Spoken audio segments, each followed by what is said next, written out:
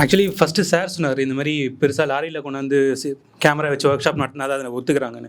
நானும் இது யோசிச்சிருக்கேன். கையில கேமரா இருந்தால் நம்ம ஸ்கிரிப்ட் எழுதினா எடுக்க போகிறோம். அண்டு ஏகே வெர்சஸ் ஏகேன்னு சொல்லிட்டு ஒரு படம், அனுராக் கஷ்யப்பும் அனில் கபூர், அதை வந்து ஃபோன்லேயே எடுத்ததாக நான் கேள்விப்பட்டேன். ஸோ இப்போ என்கிட்ட மினிமம் ஒரு டிஎஸ்எல்ஆர் ஒரு சோனி A7 இருக்குன்னா, நான் வந்து என்னால் ஒரு ஃபீச்சர் ஃபிலிம் எடுக்க முடியும். என்கிட்ட ஒரு நல்ல ஸ்கிரிப்ட் இருந்துச்சுன்னா படம் எடுத்துட முடியும். பட் எனக்கு என்னென்னா, எடுத்ததுக்கப்புறம் அது கமர்ஷியலாக எந்த அளவுக்கு கொண்டு போக முடியும், நான் இப்போ இருக்கிற நம்ம சினிமா சூழ்நிலைக்கு வந்து கமர்ஷியல் எப்படி கொண்டு போக முடியும், பார்க்கறதுக்கு ரிச்சாக இல்லைனா வந்து ஆடியன்ஸோ இல்லை ப்ரொடியூசரோ வந்து ரிஜெக்ட் பண்ணுறாங்களா அப்படின்னு எனக்கு ஒரு டவுட்டு. இல்லைங்க, அதான் என்னென்னா, இப்போது நீங்கள் சொல்கிற 2 விஷயத்துக்குமே வேறு வேறு விஷயங்கள். என்னென்னா, நீங்கள் அலெக்ஸாவில் எடுத்துகிட்டு போனாலும், நீங்கள் வந்துட்டு ஒரு டிஎஸ்எல்ஆர் எடுத்துகிட்டு போனாலும், அதில் நீங்கள் எதில் எடுத்தீங்கன்னா அவங்க பார்க்க போகிறதில்ல, கண்டென்ட்டை தான் பார்க்க போகிறாங்க. அண்டு அந்த கண்டென்ட்டை, இந்த கண்டென்ட் மார்க்கெட் ஆகுமான்னு மட்டும் தான் அவங்க பார்ப்பாங்க. இதை வச்சு மார்க்கெட் பண்ண முடியுமா அப்படின்னு தான் அவங்க பார்ப்பாங்க. ஸோ எந்த கண்டென்ட்டில் நீங்கள் ஷூட் பண்ணுன்றதுல 2வது விஷயமாக தான் இருக்கும். நம்ம ப்ராடக்ட்டை வச்சு மார்க்கெட் பண்ண முடியுமா, நம்ம ப்ராடக்ட் பிஸ்னஸாக மாற்ற முடியுமான்னு தான் அவங்க பார்ப்பாங்க. ஸோ இதில் இந்த ஃபார்மெட்டில் ஷூட் பண்ணோம், அந்த ஃபார்மெட்டில் ஷூட் பண்ணுறதுலாம் அதெல்லாம் செகண்டரி விஷயம்னு வச்சுக்கோங்களேன். ஸோ இந்த நம்ம கொண்டு வர ப்ராடக்ட்டுக்கு ஒரு வேல்யூ இருக்குது, இது மார்க்கெட் ஆகும்னு அவங்களுக்கு தெரிஞ்சுதுன்னா கண்டிப்பாக அவங்க மார்க்கெட் பண்ணிடுவாங்க. அது வந்துட்டு இதில் ஷூட் பண்ண அதில் ஷூட் மேபி என்னென்னா ப்ரைஸிங்கில் வேணால் மாறலாம். உங்கள் ஓவரால் பட்ஜெட் என்னாச்சு, எந்த மாதிரி விஷயங்கள். ஏன்னா அவங்க ஒரு படத்தை பார்த்து ஈஸியாக மார்க்கெட் பண்ணுறவங்க சொல்லிடுவாங்க, இது இவ்வளோ செலவு தான் பண்ணியிருப்பீங்க, ஸோ இதை நாங்கள் வாங்கிக்கிறோம், பட் இந்த மாதிரி ஒரு ப்ரைஸுக்கு வாங்கிக்கிறோம் அப்படின்னு சொல்லிட்டு அதில் தான் வருமோ இல்லையோ. பட் உங்கள் படம் மார்க்கெட் ஆகிறதுக்கு வந்துட்டு நீங்கள் எதில் வேணால் ஷூட் பண்ணிடலாம். நம்மளுக்கு தேவை அந்த ஃபிலிம் ஒர்க் ஆகணும், அந்த ஃபிலிம் கனெக்ட் ஆகணும், அவ்வளோதான். ஸோ அப்படிங்கிற அது வந்து ஃபார்மெட் பிரச்சனை இல்லைன்னு வச்சுக்கோங்களேன். எனக்கு இதுலேருந்து இன்னொரு டவுட்டு என்னென்னா, இது ஏன் கேட்டேன்னா வந்து பட்ஜெட் கன்ஸ்டெயின்னு ஒன்று இருக்குது புதுசாக எங்களை மாதிரி படம் எடுக்கிறவங்களுக்கு.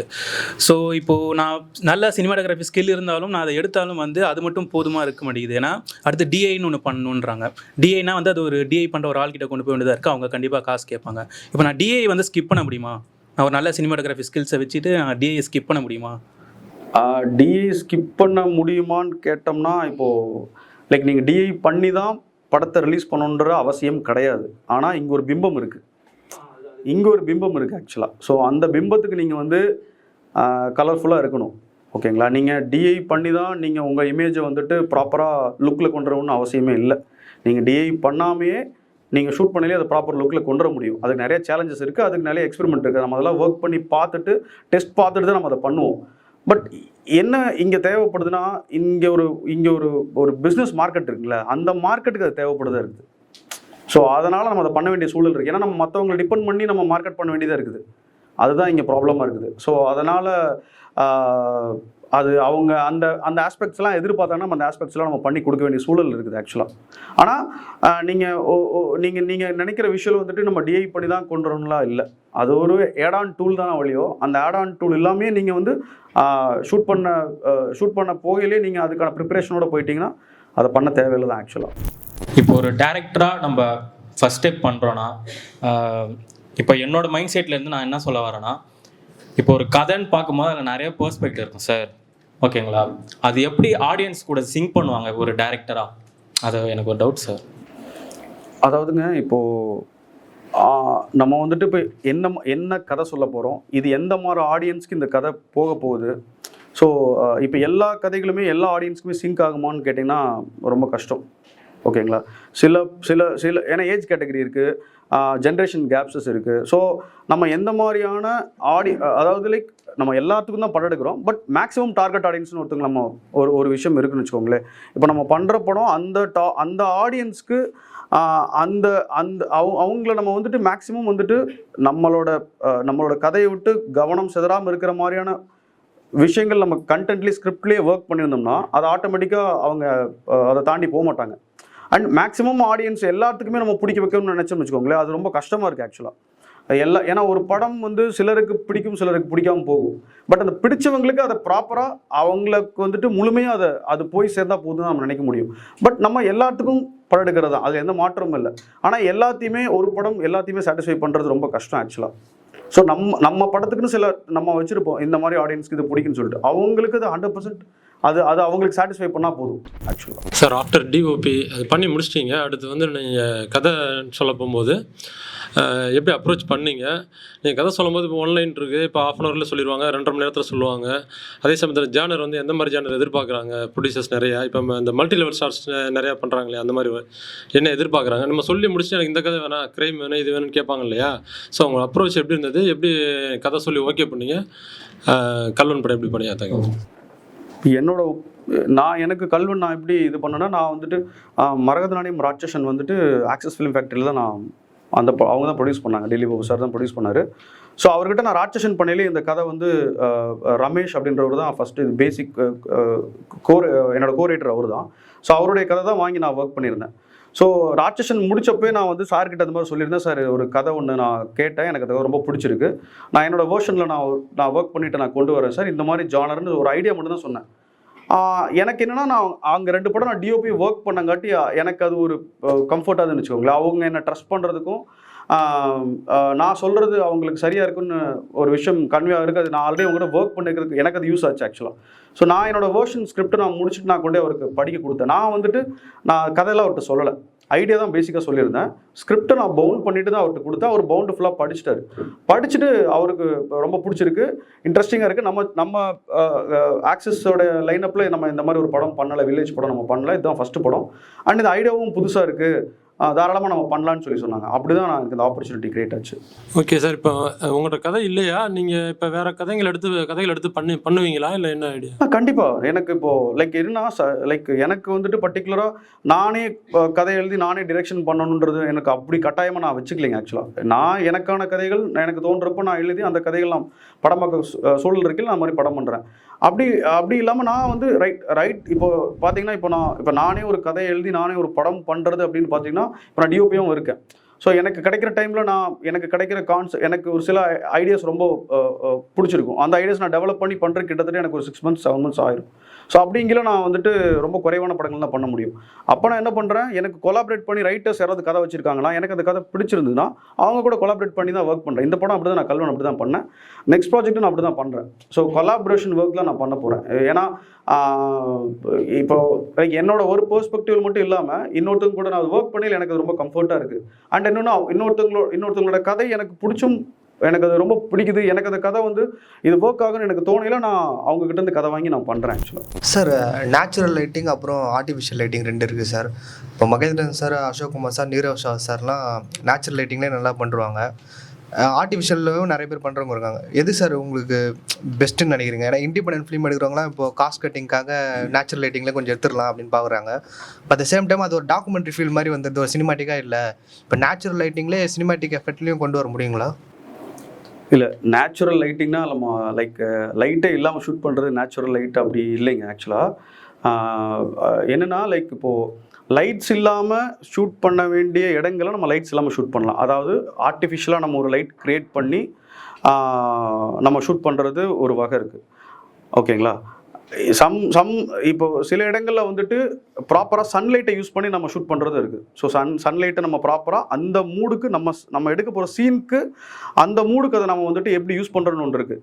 சம்டைம்ஸில் பார்த்துட்டிங்கன்னு வச்சுக்கோங்களேன், நம்மளுக்கு வந்துட்டு இன்டீரியரில் வந்துட்டு சேம் அதே சன்லைட் யூஸ் பண்ணி பண்ணுற மாதிரி இருக்கும். அப்போ நம்ம சன்லைட்டோட சோர்ஸ் வச்சு பண்ண முடியாது. ஏன்னா நம்ம ஷூட் பண்ணுற கண்டிஷனில் சன்லைட் வந்துட்டு டாப்பில் போயிருக்கலாம், இல்லை அது செட் ஆகிருக்கலாம், என்ன வேணா ஆயிருக்கலாம். ஸோ அப்போ நம்ம கிரியேட் பண்ணி நம்மளுக்கு லைட் தேவைப்படும். ஸோ அந்த லைட்டை நம்ம நேச்சுரலாக ஒரு சன்லேருந்து வர்ற மாதிரி நம்ம எப்படி அதை கன்வே பண்ணணுன்னு தான் இருக்குது. ஸோ நம்ம கண்டிஷன்ஸ் தான், நம்ம எந்த கண்டிஷன்ஸில் எப்படி ட்ரை பண்ணுறோம், அண்ட் இதெல்லாம் தாண்டி நீங்கள் எடுக்கிற சீனுக்கு என்ன மூடோ அந்த மூடுக்கு என்ன லைட் தேவையோ அந்த லைட் தான் பண்ணணும். ஸோ நம்ம நிறையா லைட் இருக்குன்றதுக்காக சும்மா வந்துட்டு எல்லா லைட்டையும் ஆன் பண்ணி வச்சுட்டு நம்ம பண்ண முடியாது ஆக்சுவலாக. ஸோ நம்மளோட சீனுக்கு என்ன கான்ட்ராஸ்ட் லெவலில் நம்ம ஷூட் பண்ண போகிறோம், என்ன மாதிரியான லைட்டில் என்ன கண்டிஷன்ஸில் நம்ம சொல்ல போகிறோம், என்ன மூடு கன்வே ஆக போகுது, நம்ம படம் பார்க்குற ஆடியன்ஸ்க்கு அது எந்த நேரத்தில் நடக்குதுன்னு சைக்காலஜிக்கலாக அவங்களுக்கே புரியுறதுக்கு நம்ம என்ன மாதிரியான ஆங்கிள் யூஸ் பண்ண போகிறோமோ அதுதான். ஸோ வந்துட்டு அதுக்காக நீங்கள் இந்த கண்டிஷன்ஸில் வந்து லைட்டே இல்லாமல் பண்ண முடியாது, இதுக்கு லைட் தேவை. பட் இந்த இடத்துல மினிமம் லைட்ஸை வச்சுட்டு நம்ம மூடு எப்படி கிரியேட் பண்ணுன்றதா இருக்குது. அண்ட் அதே மாதிரி நீங்கள் ப்ராப்பராக சன்னை வச்சு நாங்கள் ஷூட் பண்ணக்கூடிய சுச்சுவேஷன் இருக்குது. அங்கே போயிட்டு நம்ம சன்னெல்லாம் கட் பண்ணிவிட்டு நம்ம ஒரு லைட் கிரியேட் பண்ணுறதுல எந்த யூஸுமே இருக்காது. அவைலபிளில் ஸ்மார்ட்டாக நம்மளோட மூடு கன்வே பண்ணுறதுக்கு சம்டைம்ஸ் சன்லைட்டை கரெக்டாக யூஸ் பண்ணிக்கணும். சில இடங்களில் சன்லைட்டை க்ரியேட் பண்ணுறதுக்கு நம்ம ஆர்டிஃபிஷியல் சோர்ஸ் யூஸ் பண்ணி நம்ம க்ரியேட் பண்ணிக்கணும். ஸோ அது வந்து இந்த நம்ம சாய்ஸ் தான், நம்மளோட விஷன் தான் அது க்ரியேட் பண்ணணும்னு வச்சுக்கோங்களேன். நீங்கள் ராட்சசன் படத்தில் நிறைய நேச்சுரல் லைட்டிங்கில் தான் பண்ணிக்கலாம், ஏன்னா நிறைய அவுட்டோர் ஷாட்ஸ் இருக்குது சார். அதில் நீங்கள் என்ன மாதிரி ராட்சசனில் பார்த்தீங்கன்னா எப்படின்னா, இப்போது நான் வழக்கமாக எப்படி நான் ஷூட் பண்ணுவேன்னா, இப்போ ஸ்கிரிப்டிங்லேயே வந்துட்டு வழக்கமாக டே நைட் நான் பிரிப்பாங்க. நான் வெறும் டே நைட்னு பிரிக்க மாட்டேன். எனக்கு பேசிக்காக நான் டைரக்டர் கூட உட்காரையிலே வந்துட்டு இது காலையில் எத்தனை மணிக்கு நடக்குது, இது ஒரு 5 மணிக்கு நடக்குதா, காலையில் ஏர்லி மார்னிங் பிஃபோர் சன்ரைஸ் நடக்குதா, ஸோ இது வந்து சன்ரைஸ் அப்போ நடக்குதா, இது ஒரு 9 மணியா. ஸோ என்னென்னா அந்த லைட்டோட சன்லைட்டோட கண்டிஷன் தகுந்த மாதிரி நான் சீன்ஸை நான் டைரக்டர் கூட உட்காந்து நான் டிஸ்கஸ் பண்ணிடுவேன். ஸோ இந்த டைமிங் வந்து ஒரு 10 மணிக்கு நடக்குது, இது ஒரு 12 மணிக்கு நடக்குது, இது ஒரு 4 மணிக்கு நடக்குதுன்னு சொல்லிட்டு நான் வந்துட்டு அவங்க கூட டிஸ்கஷனில் நான் எல்லாமே பிரிச்சுப்பேன். ஸோ அப்போது எனக்கு பார்த்துட்டிங்கன்னா இப்போ 12 மணிக்கு நடக்க வேண்டிய சிச்சுவேஷன்ஸை நான் 12 மணிக்கு எடுத்துடுவேன். ஸோ அதுக்காக அதை போயிட்டு நான் 7 மணிக்கு எடுக்க மாட்டேன் கண்டிப்பாக. ஏன்னா நம்ம அப்போ தான் ப்ராப்பராக அந்த மூடு கன்வே ஆகும். 7 மணிக்கு இது விடிய காத்தால் அப்படிங்களா, அந்த விடிய காத்தால் தான் போய் ஷூட் பண்ணுவோம். ஸோ மேக்ஸிமம் நம்ம என்ன பண்ணுவோம்னா, டைரக்டர் அண்ட் டிஓபியாக வந்து எப்படி கொலாப் பண்ணுவோம்னா, ஸோ அவங்க சொல்ல வர சீனுக்கான மூடுக்கான டைமிங் வந்து எக்ஸ்டீரியரில் மேக்ஸிமம் மேட்ச் பண்ண ட்ரை பண்ணுவோம். சம் கண்டிஷன்ஸ்னால அது சில டைமில் முடியாமல் போயிடும், பட்ஜெட் கன்சைனால். அப்போ வேறு வழி இல்லாமல் நம்ம அது பண்ண முடியாமல் கொஞ்சம் காம்ப்ரமைஸ் பண்ணி போகிற மாதிரி இருக்கும். பட் எக்ஸ்டீரியரில் வந்து முடிஞ்ச அளவுக்கு நான் எல்லா படத்துலையும் இதுதான் பண்ணியிருக்கேன். ஒரு டைரக்டர் வந்துட்டு இந்த டைமில் இந்த சீன் நடக்குது அப்படிங்கிற அந்த டைமில் ஷூட் பண்ணுறதை நம்ம அதை ட்ரை பண்ணுவோம். அப்படி பண்ணால் தான் அதை நம்ம படமாக பார்க்கலையும் உங்களுக்கு அது கன்வின்சிங்காக இருக்குது. ஒரு படம் இந்த டெக்னிக்கல் ஆஸ்பெக்ட்னால இந்த படம் ஓடிடுச்சு, நான் அப்படி பெருசாக அதை வந்து எனக்கு அது மேலே நம்பிக்கை இல்லை. ஏன்னா மியூசிக்காக மட்டுமே அந்த படம் ஓடிச்சா அப்படின்றது எனக்கு அதில் உடன்பாடு இல்லைன்னு வச்சுக்கோங்களேன். அதே மாதிரி ஒரு ஃபோட்டோகிராஃபினால் வந்து ஒரு படம் ஓடாமல் போகிறது அப்படின்றது எனக்கு உடன்பாடு இல்லைங்க. நான் பர்சனலாக என்னோட சாய்ஸில் நான் சொல்கிறேன், ஒரு படம் ஆடியன்ஸ்க்கு கனெக்ட் ஆகுதா இல்லையான்றது மட்டும்தான். ஸோ அது மட்டும் தான் நம்ம பார்க்குறது. ஹிட் ஆகிறது நம்ம கையில் கிடையாதுங்க. நம்ம எல்லாருமே ஒரு படம் ஜெயிக்கணும்னு தான் நம்ம எடுப்போம். ஸோ அது வந்து அப்பார்ட் ஃப்ரம் அது நம்ம கையில் இல்லை, அது வந்துட்டு அது ஒரு மேஜிக் நடக்கும். ஸோ ஒரு படம் கனெக்ட் ஆச்சுன்னா அது ஆடியன்ஸுக்கு பிடிச்சிரும். அதுதான் நான் பார்க்குறேங்க. ஆக்சுவலாக அது ஒரு ஆஸ்பெக்ட், ஒரு டெக்னிக்கல் ஆஸ்பெக்ட்னால இது வந்து ஒர்க் அவுட் ஆகிடுச்சு, ஒரு டெக்னிக்கல் ஆஸ்பெக்ட்னால இது ஓடலை அப்படின்ற மாதிரி பார்க்கல. ஸோ ஒரு ப்ராப்பராக அந்த கதை ஆடியன்ஸ்க்கு கனெக்ட் ஆகிடுச்சு அப்படின்னா அது எல்லா ஆஸ்பெக்ட்டும் கரெக்டாக வந்தால் தான் கன்வே ஆகும் நான் நினைக்கிறேன். ஆக்சுவலாக ஆஸ் அ சினிமோட்டோகிராஃபராக வந்துட்டு சினிமோட்டோகிராஃபருக்கு மட்டும் இல்லைங்க, அதில் பார்த்துட்டிங்கன்னா லைக் ஹோல் டெக்னிக்கல் டீம் எல்லாத்துக்குமே, லைக் டிரெக்டர்லேருந்து ஆர்ட் டைரக்டர், ஆக்டர்ஸ், டிஓபி எல்லாத்துக்குமே அதில் ஒர்க் ஜாஸ்தியாக தான் இருக்கும். ஏன்னா லைக் ஒரு ஆக்டர் பெர்ஃபார்ம் பண்ண போகிறாருன்னா, ஸோ அவரோட டைமிங், அவருடைய மூமெண்ட்டு, அவருடைய பிளேஸு எல்லாமே ஒர்க் அவர் ப்ராப்பராக ஃபாலோ பண்ண வேண்டியதாக இருக்குது. அஸ் அ டிஓபி என்னென்னா, லைக் நம்ம வந்துட்டு இப்போ அவங்க மூவ் பண்ணி போகையில் லைக் அவங்களுக்கு டிஸ்டர்பாகவும் இருக்கக்கூடாது. ஸோ அவங்கள நம்ம ப்ராப்பராக நம்ம அவங்கள கேப்சர் பண்ணுறது மட்டும் தான் நம்ம வேலையாக இருக்கும். அவங்கள எந்த வகையிலும் நம்ம அவங்கள ஃபாலோ பண்ணுறோமோ இல்லை அவங்கள அவங்கள கிராஸ் பண்ணி போகிறதோ பெரிய டிஸ்டர்பன்ஸ் இருக்கக்கூடாது. அண்ட் இன்னொன்று லைட்டிங் பார்த்திங்கன்னா, இப்போ பார்த்துட்டிங்கன்னா லைக் ஒரு ஃபுல் ஃப்ளாட் லைட் யூஸ்வலாக நம்ம பண்ண மாட்டோம். ஸோ ஹாலில் ஒரு மூடில் பண்ணியிருப்போம், தென் வேறு ஒரு ரூமில் இன்னொரு மூடில் ஒர்க் பண்ணியிருப்போம். ஸோ இங்கே வந்து நம்ம ஆர்டிஃபிஷியல் சோர்ஸில் பண்ணியிருப்போம், அங்கே நேச்சுரல் க்ரியேட் பண்ணியிருப்போம். ஸோ இப்போ நீங்கள் பார்த்தீங்கன்னா எக்ஸ்டீரியர்லேருந்து உள்ளே வராங்கன்னா எக்ஸ்டீரியரில் வேறு எக்ஸ்போஷர் இருக்கும், இன்டீரியரில் வேறு ஒரு எக்ஸ்போஷர் இருக்கும். ஸோ இந்த மாதிரி சேலஞ்சஸ் தான் நம்மளுக்கு பெருசாக இருக்கும். மற்றபடி பார்த்தீங்கன்னா மூவ்மெண்ட்டில் என்றைக்குமே ஒரு டிஓபிக்கு எப்படின்னா ஒரு சிங்கிள் ஷாட் இந்த மாதிரி லென்த் ஷாட் பண்ணுறது ரொம்ப பிடிக்கும். ஏன்னா அது ஒரு சேலஞ்சாக இருக்கும். யூஸ்வலாக அந்த சேலஞ்ச் தான் நம்மளுக்கு ரொம்ப ஹாப்பியாக இருக்கும் பண்ணுறதுக்கு. ஒரே ஒரு விஷயம்னா அதுதான், லைக் இப்போ நீங்கள் வெளில கிட்டத்தட்ட பார்த்தீங்கன்னா சன்லைட் வந்து ஜாஸ்தியாக இருக்கும், உள்ள இன்டீரியரில் ரொம்ப கம்மியாக இருக்கும். ஸோ ஒரே சிங்கிள் ஷாட்டில் நம்ம ஓவராலாக நம்ம வெளியிலேருந்து இப்போ உள்ள வரையில் நம்மளுக்கு பார்த்தீங்கன்னா கிட்டத்தட்ட ஒரு 5-6 ஸ்டாப்ஸ்க்கு மேலே டிஃப்ரென்ஸ் வரும். ஸோ அதை மேட்ச் பண்ணுறது மட்டும் தான் கொஞ்சம் கஷ்டமாக இருக்கும். ஸோ மற்றபடி எல்லாமே அது ரொம்ப ஈஸியான ஒர்க் தான். அண்டு அது ரொம்ப சேலஞ்சிங்காக இருக்கும், நல்லாயிருக்கும். அது இது மாதிரி சிங்கிள் ஷாட்ஸ் பண்ணுறதுக்கு ரொம்ப இன்ட்ரெஸ்ட் ஜாஸ்தியாக இருக்குன்னு வச்சுக்கோங்களேன். நார்மலாக ஒரு பிளாக்ல வச்சு ஷூட் பண்ணுறதுக்கு ஒரு கேமரா மூவ்மெண்ட்டில் ஒரு விஷயத்தை ஃபாலோ பண்ணி போகல இன்னும் அதை மாதிரி ஷார்ட் பண்ணுறதுக்கு நமக்கு இன்ட்ரெஸ்ட்டாக தான் இருக்கும். ஆக்சுவலாக பாரதிராஜ் சார் பெருசாக கன்வின்ஸே பண்ணலைங்க. நான் போய் கதை சொன்னேன். ஸோ அவருக்கு கதை ரொம்ப பிடிச்சிருந்தது, அவர் கேரக்டர் ரொம்ப பிடிச்சிருந்தது. சேலஞ்சஸ் தான் இருந்தது. என்னென்னா லைக் ஒரு 80 வயசு ஆயிடுச்சு அவருக்கு. ஸோ ப்ராக்டிக்கலாக நம்ம வந்து சில ஷார்ட்ஸ்க்கு அவர் கொஞ்சம் ஓட வேண்டியது இருந்தது, நடக்க வேண்டியது இருக்கும், உட்காந்து எந்திரிக்க வேண்டியது இருந்தது. அந்த மாதிரி விஷயங்கள்லாம் கொஞ்சம் டஃப்பாக இருந்தது. அண்டு அவரு கூட ஒர்க் பண்ணல எனக்கு என்னென்னா லைக் என்னென்னா இப்போ சார்லாம் பார்த்தீங்கன்னா 180 டிகிரி ரூலில் வந்து இப்போ கிராஸ் பண்ணவே மாட்டார், ரொம்ப ஸ்ட்ரிக்டாக ஃபாலோ பண்ணுவார். ஸோ நம்ம வந்து 180 பிரேக் பண்ணி 360லாம் போவோம்.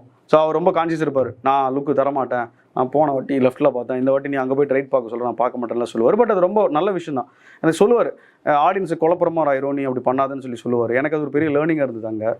ஸோ அதுக்கப்புறம் வந்துட்டு சார் அப்போல்லாம் பார்த்தீங்கன்னா மேக்ஸிமம் ரொம்ப மினிமம் ஷார்ட்ஸ்லேயே ஒரு சீனை முடிச்சிருவார். பட் நம்ம நிறைய மல்டிபிள் ஷார்ட்ஸ் போவோம்.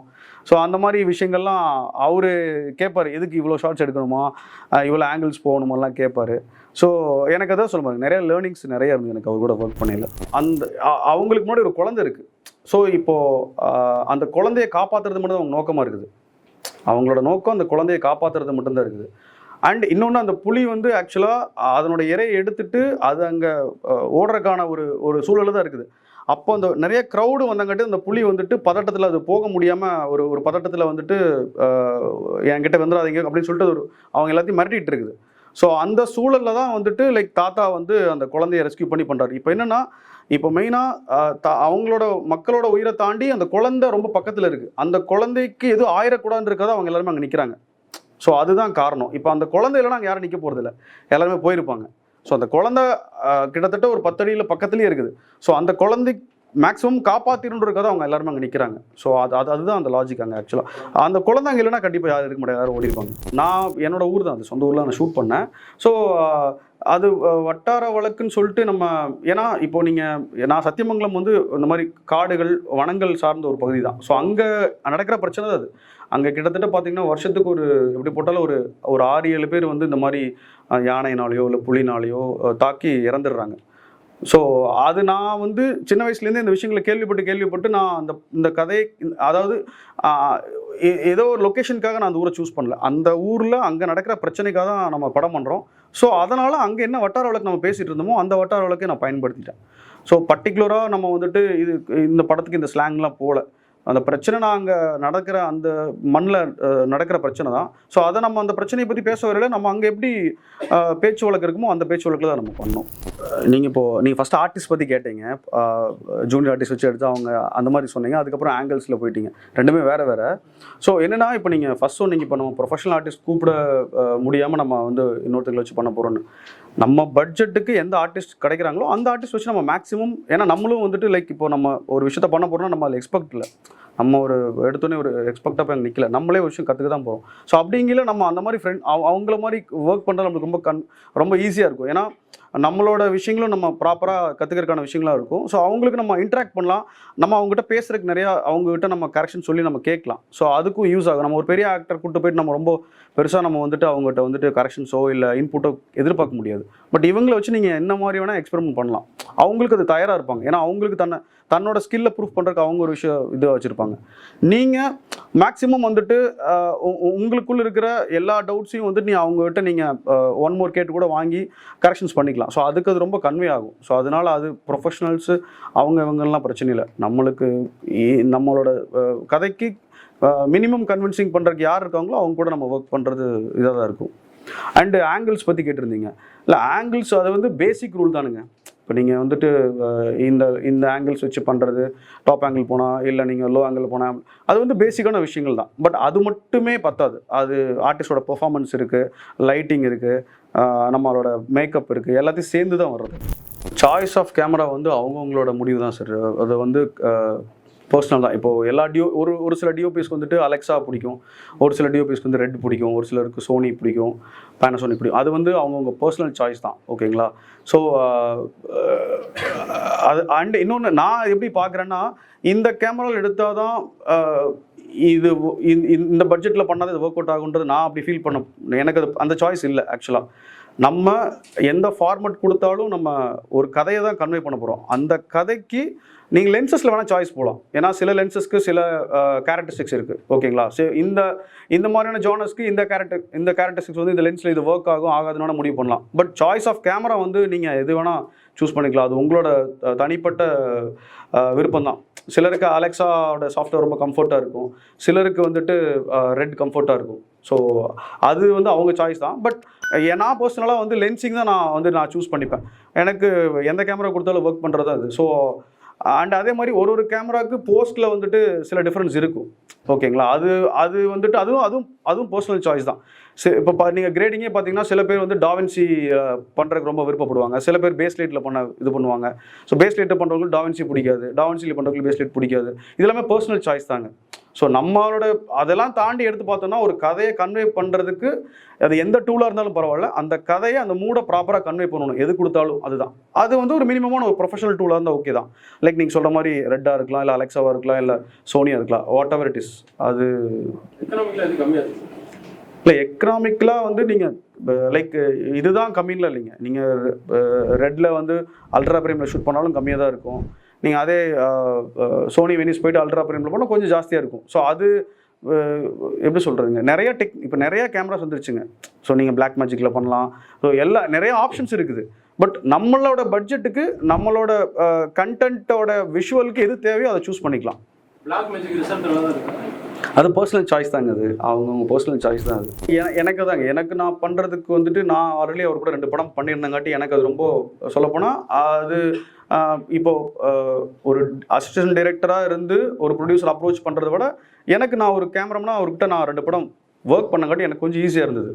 ஸோ மேபி ஒரு ஏடியாக நம்ம இருந்து ஒரு ப்ரொடியூசர் அப்ரோச் பண்ண போகல என்னென்னா லைக் எப்படி சொல்கிறது, இன்றைக்கி நீங்கள் பார்த்தீங்கன்னா இப்போது நம்ம ஒரு நல்ல கதை வச்சுருந்தா மட்டும் பத்தாது, ஓகேங்களா. நம்மகிட்ட நல்ல கதை இருக்கும், ஏதோ ஒரு காரணத்தினால நம்மளை அவங்க தவிர்க்கலாம், இல்லை மேபி ப்ரெசன்டேஷனில் தவிர்த்துருக்கலாம். இப்போ நீங்கள் ப்ராப்பராக ஒரு பிச் டெக் பண்ணின்னு வச்சுக்கோங்களேன். ஒரு பிச் டெக் ஏன்னா இன்றைக்கி ஒரு ப்ரெசன்டேஷன் ரொம்ப முக்கியம். ஸோ நீங்கள் ஒரு நல்ல கதை பண்ணுறது எவ்வளோ முக்கியமோ அதை தாண்டி ப்ரெசன்டேஷன் ரொம்ப முக்கியம். ஸோ ப்ராப்பர் ப்ரெசன்டேஷனோட போனீங்கன்னா உங்களுக்கு கொஞ்சம் ஈஸியாக இருக்கும் நீங்கள் அப்ரோச் பண்ணுறதுக்கு. ஸோ ஏன்னா சொல்லுவாங்களே இப்போ பொதுவாகவே வந்து ஆள் பாதி ஆடை பாதின்னு சொல்லுவாங்களே, அந்த மாதிரி தான். ஸோ நம்மகிட்ட ஒரு நல்ல கதை இருந்தாலுமே நீங்கள் ப்ரெசென்ட் பண்ணுற விதம் ஒன்று இருக்குல்ல, ஸோ அதை நம்ம ப்ரொஃபஷனலாக ப்ரெசென்ட் பண்ணோன்னா கண்டிப்பாக ஃபஸ்ட்டு நம்மளை கதை கேட்கவோ இல்லை நம்மளை மீட் பண்ணுறக்கோ அவங்களுக்கு ஒரு இது க்ரியேட் ஆயிரும். அதுக்கப்புறம் உங்கள் கதை தான் முடிவு பண்ணும், அது அவங்களுக்கு கன்வின்சிங்காக இருக்கணும், அவங்களுக்கு பிடிச்சிருக்கணும். ஸோ ஃபஸ்ட்டு நீங்கள் போயிட்டு அவங்கக்கிட்ட ஒரு இன்ட்ரோ ஆகி ஓகே உங்கள் கதையை நான் படிக்கிறேன் இல்லை உங்கள் கதையை கேட்குறேன்னு சொல்கிறதுக்கு ஒரு ப்ரெசன்டேஷன் தேவைப்படுது. ஸோ அந்த ப்ரெசன்டேஷன் நம்ம வந்துட்டு கரெக்டாக இருந்துச்சுன்னா கொஞ்சம் ஈஸியாக இருக்குன்னு வச்சுக்கோங்களேன். கொஞ்சம் டஃப்பாக இருக்கும். நம்ம வந்துட்டு ஆல்ரெடி படம் பண்ணின ஒரு டைரக்டருக்கு மட்டும் டக்குன்னு ஒரு 4 மீட்டிங்கில் கதை கேட்டாங்க, நம்மக்கிட்ட ஒரு 10 மீட்டிங் ஆகுதுன்னா அதுதான் எக்ஸ்பீரியன்ஸ். ஏன்னா அவங்க வந்து ஆல்ரெடி 2 படம் பண்ணிட்டாங்களே. ஸோ புது படம் பண்ணுறவங்களுக்கு சின்ன ஹடல்ஸ் இருக்க தான் செய்யும். அது புது படம் இல்லைங்க, படம் பண்ணினவங்களுக்கே ஹடல்ஸ் இருக்க தான் செய்யுது. அதனால் அதை நம்ம பெருசாக யோசிக்க முடியாதுல்ல, நம்ம முயற்சி பண்ணுறது நம்ம வேலை. ஸோ அதை கண்டிப்பாக இங்கே ஓப்பன் ஆகலைனாட்டியும் இன்னொரு இடத்துல ஓப்பன் ஆகிடும். நம்மளுக்கு தேவை முயற்சி மட்டும்தான். ஸோ நம்ம ஏன்னா ஒரு ப்ரொடியூசரை நம்ம ஃபாலோ பண்ண போகிறதில்ல, 2-3 ப்ரொடியூசர்ஸ் ஃபாலோ பண்ணுறோம். ப்ரொடியூசர்ஸும் ஒரு டைரக்டர்ஸ்கிட்ட கதை கேட்குற நிறைய பேர் கேட்குறாங்க. ஸோ அவங்க யாருக்கு இப்போ அவங்களுக்கு இந்த கதை பிடிச்சி அந்த டைரக்டரோட கேரக்டர் பிடிச்சி ஒர்க் பண்ணுறது தான். ஸோ அதனால் நம்ம முயற்சி பண்ணுறது நம்ம வேலை தான். நம்ம முயற்சி பண்ணணும், ஆட்டோமேட்டிக்காக அது நிச்சயமாக கேட் ஓப்பன் ஆகி தான் நான் நம்புகிறேன். இல்லை தடை என்னென்னா இப்போ சொன்னாருங்களே நண்பர் அப்படியே சொன்னார்ல, எல்லாரும் தேட்டருக்கு வந்து படம் பார்க்கறதுல என்ன பிரச்சனைன்னு தெரில, அவங்க டிக்கெட் கொடுத்தவே வந்து படம் பார்க்க வரமாட்டேன்னு சொல்கிறாங்க. அது ஏன்னு தெரில ஆக்சுவலாக. இல்லை அது தெரிலைங்க, அதுதான் சில அவரே ஒரு நல்ல படம் தான் பண்ணியிருக்காங்க, ப்ரொடியூசரே கூப்பிட்டு டிக்கெட் கொடுத்து நீங்கள் வாங்கன்னு சொல்லிட்டு தோழரும் கூப்பிட்டுருக்காரு. ஆனால் இந்த ஆர்வத்தில் சினிமா ஆர்வத்தில் இருக்கிறவங்களே அது பெருசாக போய் தேட்டரில் போய் பார்க்கறதுக்கான முயற்சி எடுக்கிறதில்ல. அது காரணம் என்னன்னு தெரியல. ஏன்னா இன்றைக்கி ரிவ்யூஸை பேஸ் பண்ணி எல்லோரும் படம் பார்க்க ஆரம்பிச்சாங்கன்னு எனக்கு தோணுது. ஸோ ஒரு படத்தை போய் எக்ஸ்பீரியன்ஸ் பண்ணுறதுக்கு யாருமே தயாராக இல்லை. அடுத்தவங்களுடைய தாட்ஸை வந்து மைண்டில் ஏற்றிட்டு படம் பார்க்காம இருக்கிறாங்க. அது எந்த அளவுக்கு ஆரோக்கியம்னு எனக்கு தெரில. ஆக்சுவலாக வந்துட்டு என்னென்னா அதான் ஒரு இப்போ இங்கே இருக்கிற இவ்வளோ பேரும் வந்து ஒரு படம் போட்டு காமிக்கிறோம், எல்லாத்துக்கும் இந்த படம் ஒரே மாதிரிலாம் இருக்காது, ஒருத்தருக்கு பல கருத்துக்கள் மாறும். ஸோ என்னை பொறுத்தளவுக்கு என்னென்னா உங்களுக்கு இப்போ நம்ம ஒரு படத்தை எப்படி பார்க்க போகிறோம்னா ஒரு படத்தோட ஃபர்ஸ்ட் லுக் பார்த்துருப்போம், ஒரு படத்தோட டீசர் பார்த்துருப்போம், ஒரு படத்தோட ட்ரைலர் பார்த்துருப்போம். ஓகே இந்த படம் நம்ம பார்க்கலான்னு தோணும். அந்த படத்தை பார்க்கலான்னு தோணுச்சுன்னா நம்ம போய் எக்ஸ்பீரியன்ஸ் பண்ணிடணும். அந்த படத்துக்கு போகிறதுக்கு முன்னாடியே வந்து அதை பற்றின ஒரு 5 பேர் ரிவ்யூ போடுவாங்க. அந்த ரிவ்யூ பார்த்து அந்த படத்துக்கு போகிறது ரொம்ப தவறாக இருக்கும்னு நான் நினைக்கிறேன். ஆக்சுவலாக நீங்கள் ரிவ்யூ பாருங்கள், படம் பார்த்துட்டு வந்து பாருங்கள். இப்போ நீங்கள் எதிர்பார்க்காத ஒரு படத்தை போய் பார்க்க மாட்டீங்க. டைரக்டரும் டிஓபியும் டிசைட் பண்ணி ஒரு சீனை லைக் ஒரு பர்டிகுலர் நம்பர் ஆஃப் ஷார்ட்ஸில் ஷூட் பண்ணிடுவோம் ஒரு ஆர்டரில். அது எடிட்டர் வந்துட்டு மாற்றி வச்சா அது ஒர்க் ஆகும்னு கேட்குறீங்க. அது ஒன்று கண்டினியூஸாக அந்த சீனில் நான் வந்து ஒரு சார்ஜிங் பண்ணிகிட்டே அப்போ ஒரு ஃபீல் வரும் நம்ம எடுத்துருப்போம். அதை அந்த இடத்துல டக்குன்னு கட் பண்ணிட்டு வேற ஒரு ஷாட் வச்சிருக்கோம். ஸோ அது இல்லை அதுதான் என்னென்னா இப்போ நீங்கள் இது பேசிக்காக என்னென்னா இது ப்ரொஃபஷனலாக ஆக்சுவலாக எங்கே இது ஈஸியாக இருக்கும் அப்படின்னா இப்போ நம்ம ஸ்கிரிப்ட் ரீடிங்னு உட்காரம் தெரியுங்களா. இப்போ ஸ்கிரிப்ட் ரீடிங் உட்கார்லேயே டிஓபி, எடிட்டர், டைரக்டர் இவங்க 3 பேரும் art director plus costume designer முக்கியமான டெக்னீஷியன்ஸ் எல்லாமே இருப்பாங்க வச்சுக்கோங்களேன். ஸோ இப்படி நம்ம ஒரு ஸ்கிரிப்ட் ரீடிங் செஷனில் உட்காரையிலேயே ஒரு டைரக்டர் ப்ராப்பராக எக்ஸ்பிளைன் பண்ணிட்டு இருப்பார். அங்கேயே அந்த சீனை நம்ம படித்து நம்ம அங்கே எக்ஸ்பிளைன் பண்ணுவோம். ஸோ அங்கேயே வந்துட்டு நம்மளுக்கு ஷார்ட்ஸ் ஆல்மோஸ்ட் பேசிக்கலாக நம்ம பேசிடுவோம். ஸோ அப்படிங்கிற அந்த சீனோட மூடு எல்லாத்துக்குமே ப்ராப்பராக கன்வே ஆயிரும். ஸோ அப்படிங்கிற நம்ம அங்கே ஷூட் பண்ணிட்டு வந்து டேபிளுக்கு வரையில் பெருசாக டிஃப்ரென்ஸ் இருக்காது, ரொம்ப பெரிய டிஃப்ரென்ஸ் இருக்காது. ஏன்னா ஆல்மோஸ்ட்டு என்னென்னா இப்போ நம்ம ஒரு சாய்ஸ் ஆஃப் ஒரு டைரக்டர் ஒரு டிஓபியை படத்துக்கு அவருடைய ஃபிலிம்க்கு சூஸ் பண்ணுறதும் எடிட்டர் சூஸ் பண்ணுறதும் பார்த்தீங்கன்னா ஆல்மோஸ்ட் லைக் நம்ம டேஸ்ட் வந்து கொஞ்சம் மோரார்லெஸ் சிமிலராக இருக்கிற ஆட்கள் கூட ஒர்க் பண்ண முடியும். நீங்கள் டோட்டலாக ரொம்ப ஒரு ஆப்போசிட்டான ஒரு டேஸ்ட் உள்ள ஒருத்தவங்க கூட நம்ம ஒர்க் பண்ண மாட்டோம். ஸோ நம்ம சிமிலாரிட்டி நிறைய எதிர்பார்ப்போம். இப்போ நீங்கள் ஏன்னா இப்போ அதுதான் ஆக்சுவலாக ப்ராப்பராக வந்துட்டு ஜெல்லாகி ஒர்க் ஆகுது.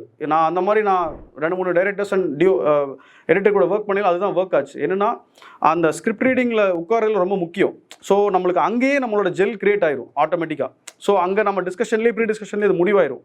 அதுக்கப்புறம் அதை ஷூட் பண்ணிட்டு நாளைக்கு எடிட் டேபிள் வரையில் பெரிய டிஃப்ரென்ஸ் ஏற்படுறதுக்கு வாய்ப்பே இல்லை. ஏன்னா சப்போஸ் அந்த இடத்துல நம்ம டிஸ்கஸ் பண்ணல எடிட்டர் வந்து இல்லை எனக்கு பர்டிகுலராக இந்த இடத்துக்கு ஒரு க்ளோஸ் அப் வேணும்னு சொல்லிடுவார்.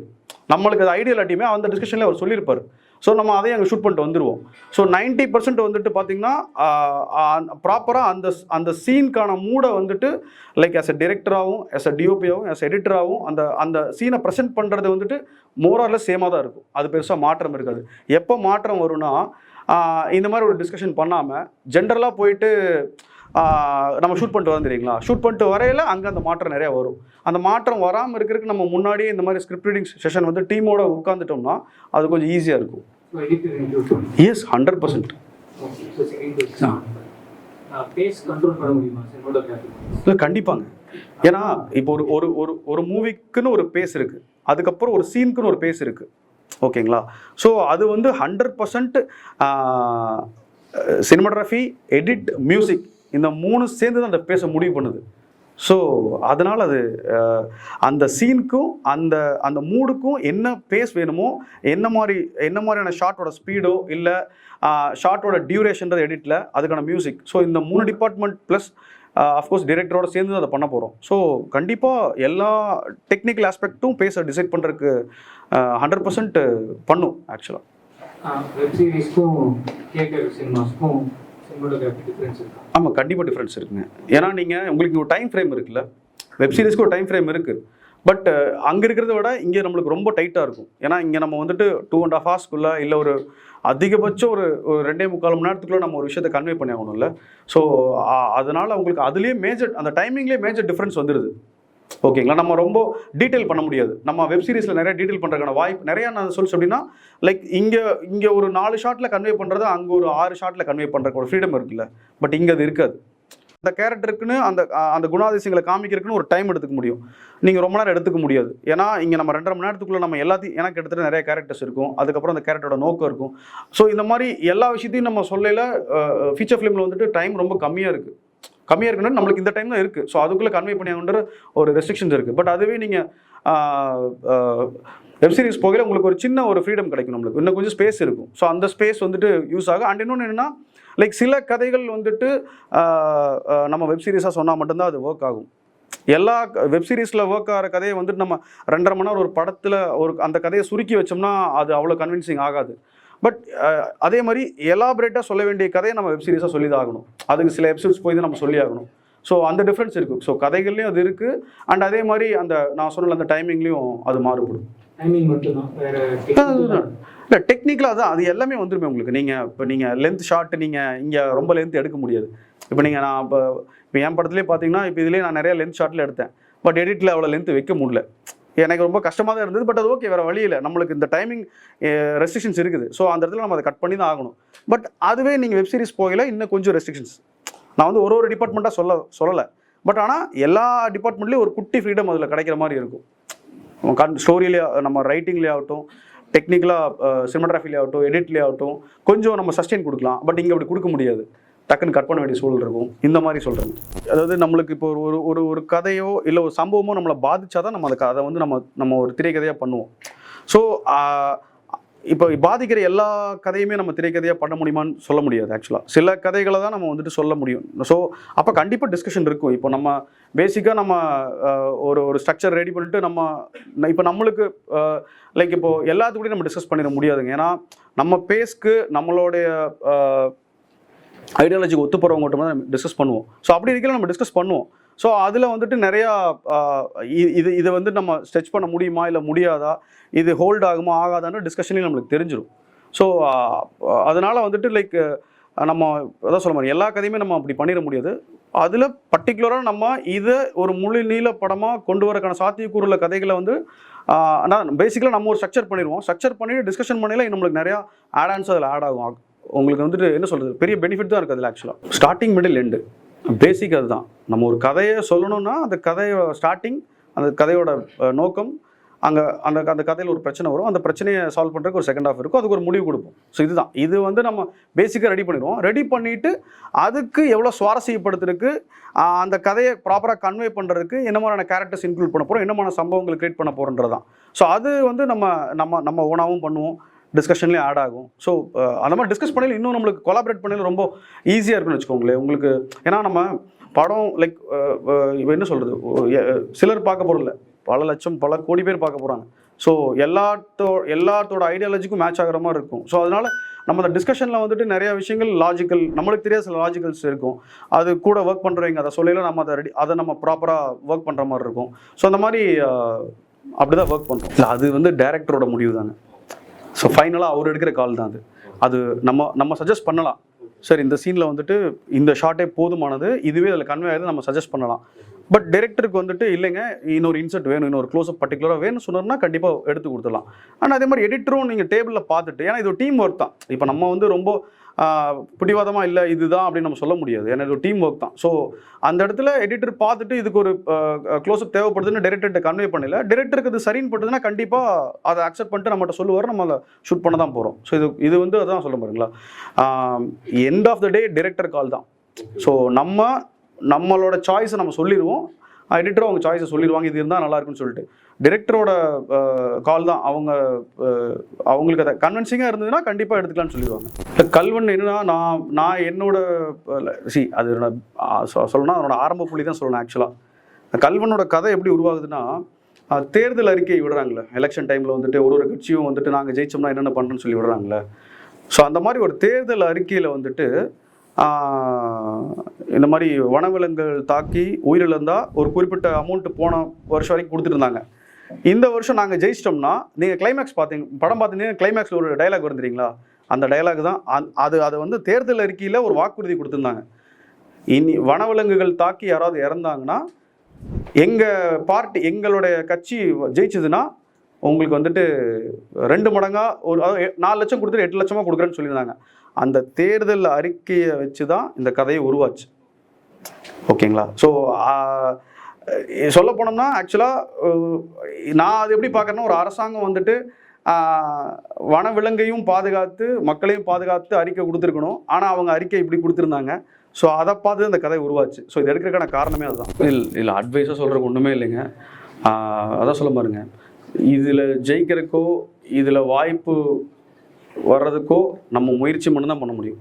நம்ம வந்து கடுமையாக நம்ம முயற்சி பண்ணுறோம், நம்மளுடைய திறமைகளை வளர்த்திக்கிறோம், அவ்வளோதான். ஸோ இதை பண்ணுனா நம்ம வந்து ஜெயிச்சிருவோம், இதை பண்ணால் அதை பண்ணுவோன்னு சொல்கிறதெல்லாம் எனக்கு தெரிஞ்சு அது உண்மை இல்லை. அது கெடுதல் நீங்களே சொல்லிட்டீங்க. அந்த மாதிரி அது ரொம்ப தவறு தான் அது.